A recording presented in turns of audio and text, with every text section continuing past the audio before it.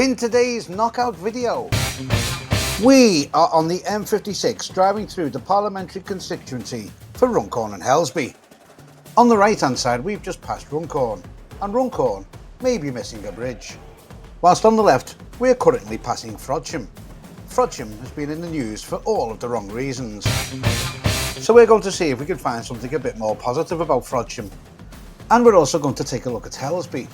Each year millions of people drive along the M56 and haven't got a clue of the significance of that hill on the left. So let's discuss it.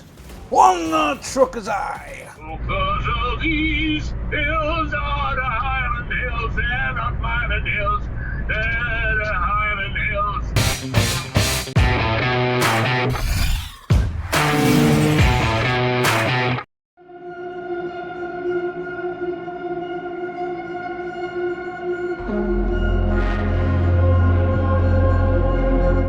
This is the 971 metre long Weaver Viaduct. It carries the M56 on its way from Manchester to Chester. It's one of Britain's longest concrete viaducts. It was built as a part of the first section of the M56.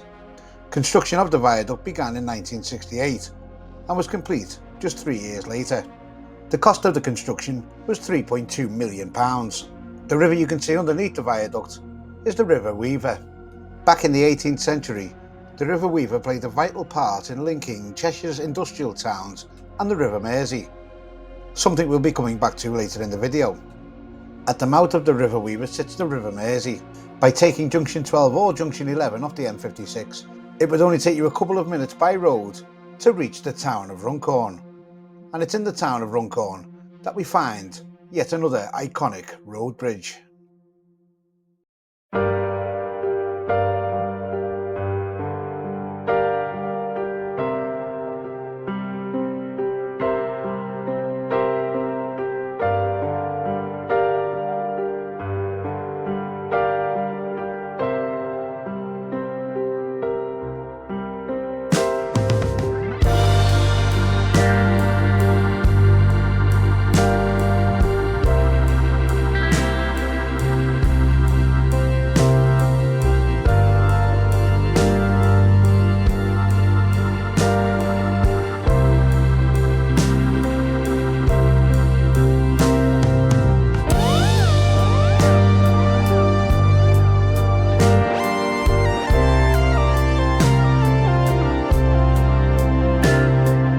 So this is the Runcorn Witness Bridge.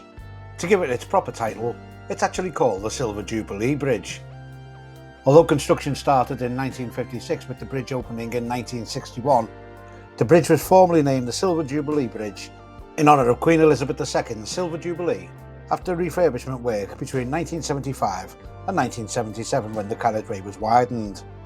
Throughout the 1980s and 90s, the bridge became a well-known bottleneck, and it became clear very quickly that the bridge couldn't cope with ever-increasing traffic levels and a new road bridge was badly needed.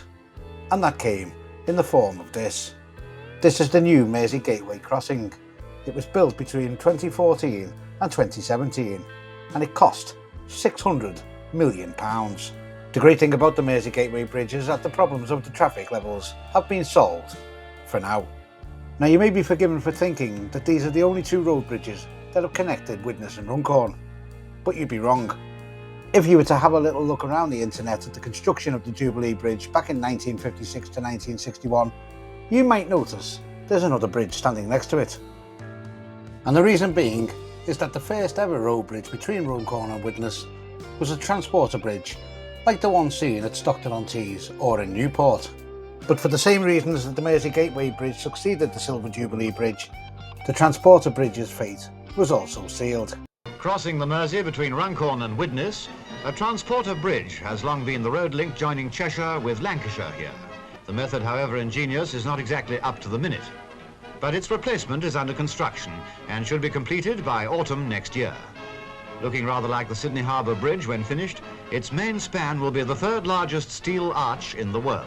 The Silver Jubilee Bridge in Runcorn is actually just a smaller version of the Sydney Harbour Bridge. Both bridges are what you would call a steel arch bridge. But I think we can safely say that that is where the similarities end between Runcorn and Sydney in Australia. Once the Silver Jubilee Bridge had been completed, the Transporter Bridge was demolished in 1961. If you do visit Runcorn, you can still see the powerhouse on the other side of the River Mersey. The powerhouse, along with the Silver Jubilee Bridge, are both Grade 2 listed buildings. The first bridge ever built between Runcorn and Widnes was the very impressive railway bridge. We're going to move on to another part of the Runcorn and Helsby constituency, and it just so happens that we need to talk about a railway there too. So let's get back on the road and get back onto the M56 and head along just one junction to junction 14. Junction 14 is where you'll find Chester Services, but it's not Chester Services that we're actually going to be visiting. We're actually going to a small village placed right behind the services, and the village is called Elton.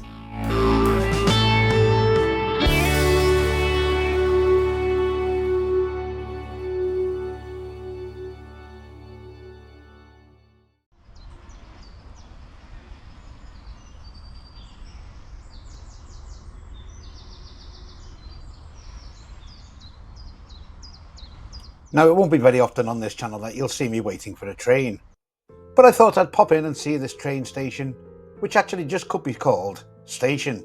The likelihood of actually seeing a train at this station is a lot less than any other station in the whole of Britain. As here at the Ince and Elton railway station, you'll be lucky if your train actually shows up, as 22% of them are cancelled. But while trains are not very reliable at Ince and Elton, if we lift a drone up, you'll see a plant that is more than reliable. This is the Quinn Glass bottle plant. Quinn Glass were later rebranded to Ensec in 2014. The plant produces 320,000 tonnes of glass annually, but the plant was surrounded in controversy when it faced closure back in 2005 when it allegedly had planning permission issues and an invalid pollution certificate. Battles continued with the rival glass bottle maker, and these are all documented on the internet. I'm saying no more about it, as I don't want to get arrested. Facing south from the train station, you'll see the train tracks running into the distance towards the village of Helsby. And if you follow those railway tracks, you'll notice Helsby Hill, the hill that we mentioned in the intro.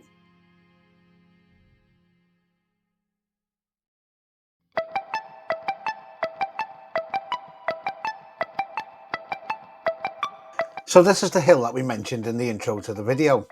The village of Helsby sits at the foot of the hill. On the hill you'll find remains of Helsby Hill Fort. Helsby Hill Fort was an Iron Age hill fort that overlooked the village below. Helsby Hill itself was made of sandstone, with some of the sandstone that was quarried from Helsby Hill being used in famous buildings in Liverpool, buildings such as the Liverpool Anglican Cathedral and the Customs House. Helsby Hill was also the location for a very rare public execution. A man called William Henry Clark was hung on the 21st of April 1791 after being convicted of robbing the Warrington Mail.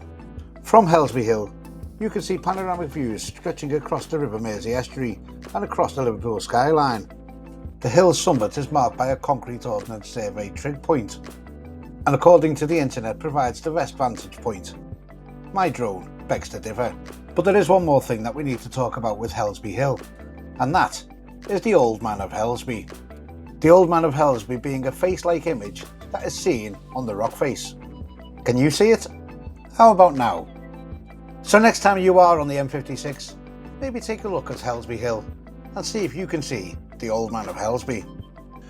We've just got one more place to stop at in this video, and with a little bit of trickery, we're going to jump out of the truck and into a car without even stopping.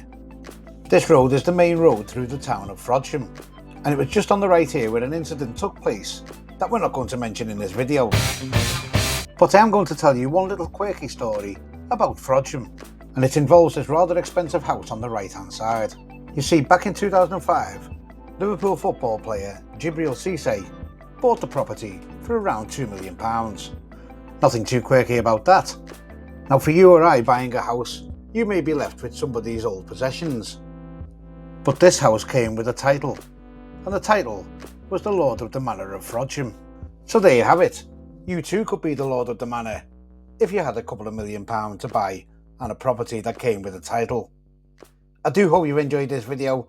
If you have, please do give it a thumbs up, and if you have subscribed to the channel already, then please consider doing so. All that remains for me to do is do something in the car that you can no longer do in the truck. and that is drive over the Silver Jubilee Bridge from Runcorn to Widnes. You may notice some of the signage pointing you in the direction of the Ineos salt business. These days the business sits on the Manchester Ship Canal and the River Mersey, but back in the day salt was just one of those many products that was being brought down the River Weaver and onto the River Mersey and onwards. Since the Mersey Gateway Bridge was built, a weight restriction was placed on the old Silver Jubilee Bridge to preserve it for many more years to come. So whilst I was in the car, I thought I'd take the opportunity to drive across it and take a look. I'll see you all next time. One trucker's eye!